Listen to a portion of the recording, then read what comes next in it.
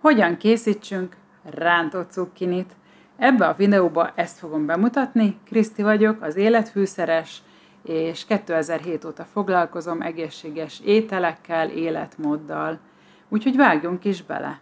A cukkinit úgy kell ellenőrizni, hogy meghagyhatjuk-e a héját, rajta hagyhatjuk-e, hogy szeretjük-e. 2, egy kis darabot le kell vágni a héjából, és megkóstolni, hogy keserű-e. A 2 végét le kell vágni, mind a 2-t, és egyébként akkor is meg lehet nyalni, hogy keserű-e. És ha nem keserű, és a héja se keserű, akkor minden mehet úgy, feldaraboljuk. És rajta maradhat a héja, vagy le is szedhetjük, az akkor már opcionális, de ha keserű, akkor mindenképpen javasolt leszedni, mert az egész ételt meg fogja keseríteni. Ennyit előjáróba a cukkiniről. Én meg is fogom tenni, hogy most lehámozom, és mindjárt jövök vissza. Nagyon fontos a cukkinivel kapcsolatban, hogy először is nézzük meg, hogy a magja az puha-e. Ha puha, akkor benn maradhat, akkor opcionális, hogy kivesszük vagy nem vesszük ki, de ha már egy kicsit idősebb vagy öregebb a cukkini, akkor mindenképpen ki kell szedni, ki kell vágni, vagy ki kell kaparni a cukkininek a magját. Ez az egyik. A másik, a cukkininek a felület egy ilyen erősen ragacsos, úgyhogy ha nem csak egy cukkinivel szeretnél dolgozni, tehát több szükség van, nagyobb mennyiségre van szükség, akkor érdemes azt a kezünket, ami a cukkinit fogja, tehát a kést vagy a hámozót, azt nem szükséges, de gumikesztyűt húzni rá, mert egy ilyen nehezen jön le, egy ilyen ragacsos felület marad rajta. Na, ennyit előjáróba a cukkiniről. Mire lesz még szükség? Szükségünk lesz, én előkészítettem felvert tojásra, akkor ugye van a liszt,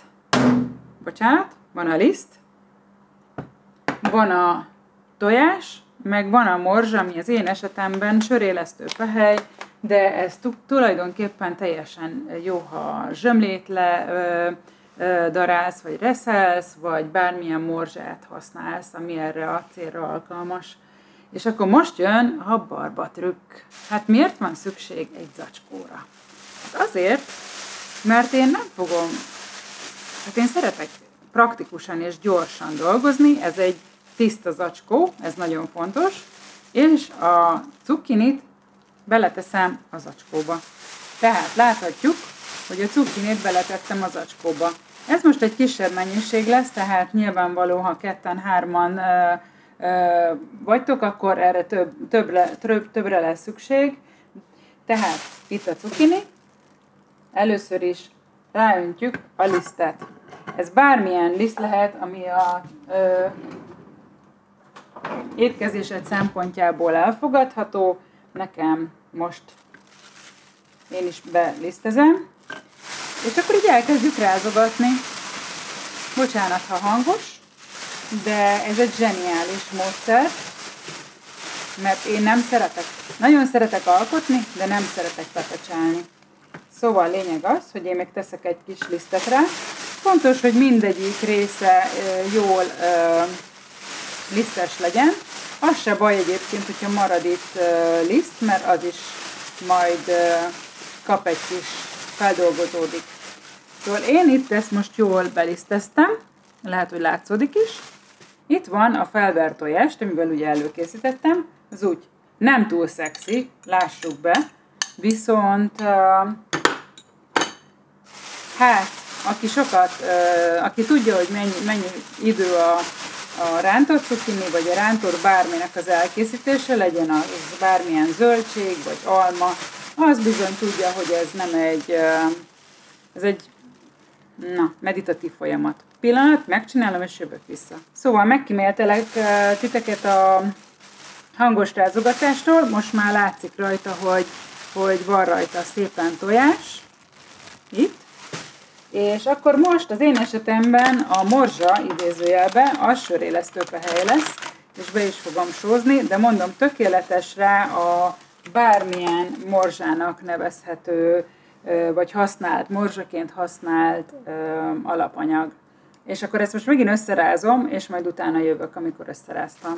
Szóval miután ugye paníroztuk jelen esetben a cukkinit, ami lehetne tök, vagy karfiol, vagy alma, vagy körte, vagy bármi, de jelen esetben ugye cukkinit csinálunk, akkor utána érdemes, ugye többféleképpen lehet kisütni. Egyrészt lehet olajba, akkor használjunk nagyon kevés olajat, én ilyen fufukával szoktam befújni, és amennyire lehet a lehető legkevesebb olajba szoktam kisütni, vagy a még jobb, az a tepsibe, akkor is ugyanígy befújjuk, bemegy a tepsibe, és akkor úgy sütjük meg, de a legjobban tudom ajánlani, ez most nálunk sajnos tönkrement, és az újnak a beszerzésén vagyunk, ez airfryernek hívják, már sok háztartásban megtalálható, és azzal pillanatok alatt nagyon-nagyon gyorsan meg lehet sütni, akár több fős családnak is meg lehet csinálni a köretet, de ugye ez a rántott cukkini, ez egy kis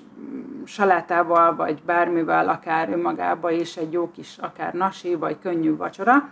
Úgyhogy mindenképpen ajánlom ezt az airfryert, mindenféle, tehát nem senkinek nem vagyok így még a promóciós felülete, de lényeg az, hogy nagyon ajánlom ezt a nagyon gyorsan elkészíthető az airfryerbe tulajdonképpen minden.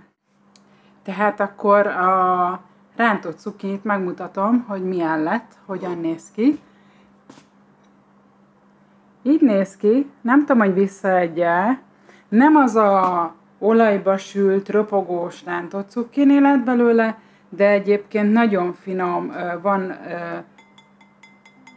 ilyen keményebb része is, tehát akár még hasonlíthat is rá, de inkább mondanám a párizsi bontásnak, de ez egy nagyon egészséges verzió, nagyon finom verzió, és az isteni az illata is, és mindjárt megnézzük az ízét, mert hogy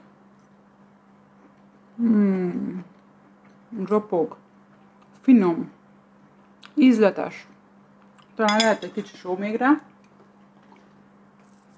mindjárt megsózom. Bár csak vissza tudnám adni az ízét. Nagyon finom. Bocsánat. Nagyon finom. Találkozunk a következő videóban, ahol isteni finom, hol fagyi, hol különböző finomság fog elkészülni, és ha még nem tetted meg, akkor iratkozzál mindenképpen fel a csatornára, itt lent, mert isteni szuper tartalmakat fogok hozni. Na, puszi, és az életjáték, jázd! Nem elég, hogy az étel finom, de még szexi, szépnek is kell legyen. Na, tényleg megyek. Sziasztok!